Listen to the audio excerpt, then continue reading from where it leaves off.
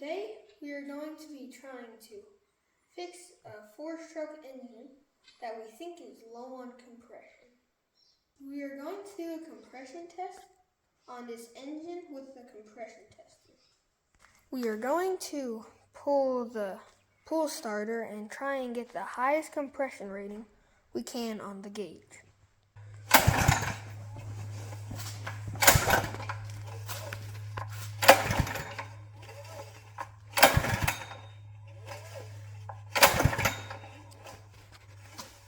The highest reading we got on the gauge was 60 psi, and what we really needed was 120 to 150 psi to actually get it to run. Anything under 90 is just not going to run.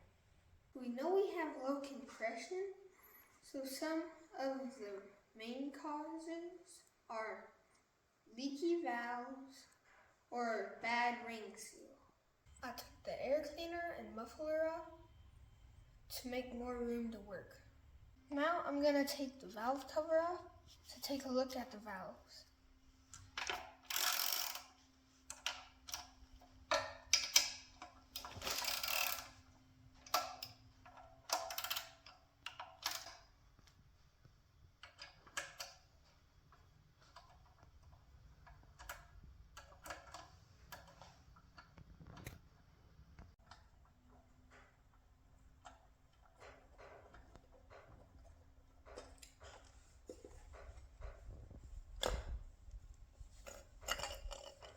So right now we're looking at the intake and exhaust valve. So I'm going to pull on the pull starter so you guys can see them move in and out.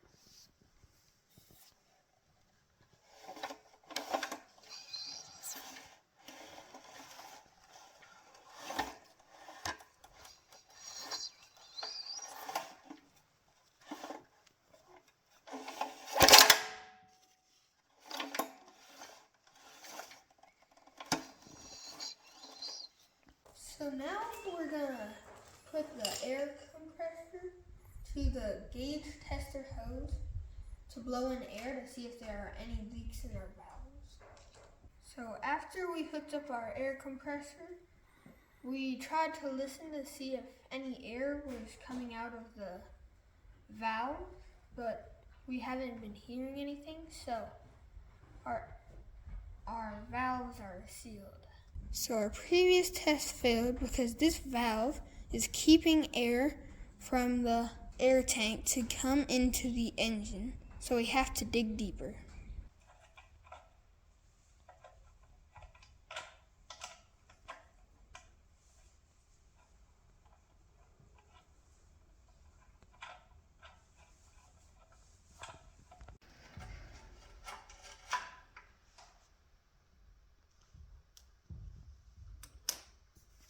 This is what it looks like now with the carburetor and gas tank off. Now we're going to take off the head.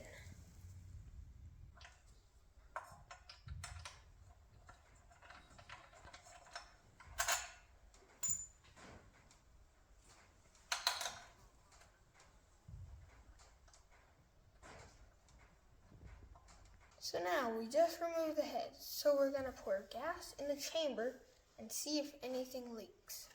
So we put some gas in the chamber, and while we were doing that, we didn't think it was leaking. So we came over here and put some gas where the piston was. While we thought it was leaking, but while we were distracted by that, we looked back and realized that the chamber was leaking. So we found our culprit, leaky valves. Turns out to be the intake valve. So we pulled out the intake valve, and you see all that black stuff around the head? That's carbon. We think if we clean out that carbon, it'll seal better.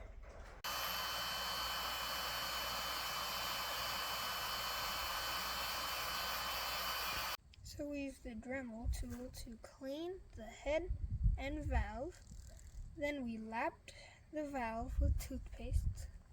Now that we've cleaned the valve and put it back in the head, we put it back on the engine, and now we're going to try and get 120 to 150 psi.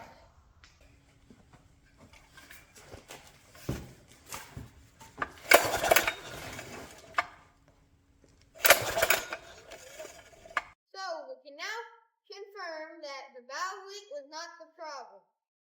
So now that's fine. So now we have to dig deeper into the engine and take out the piston.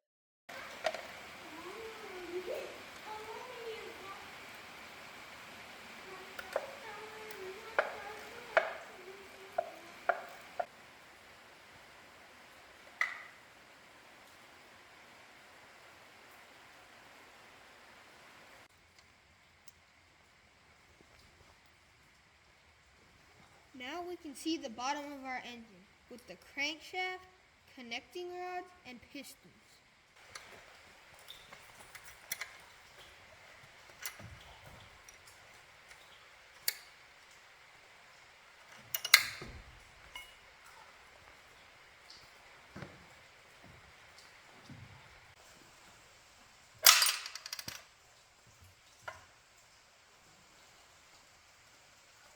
Now we got the camshaft out and the connecting rods cap out.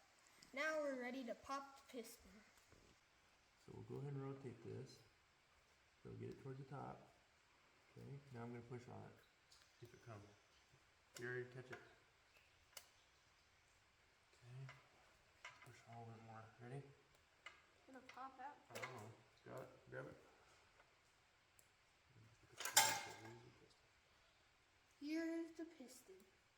So originally we were going to diagnose and tear apart this engine and rebuild it. But since our parts did not arrive on time, we cannot put it back together. So stay tuned for part 2 where we get this thing roaring back to life.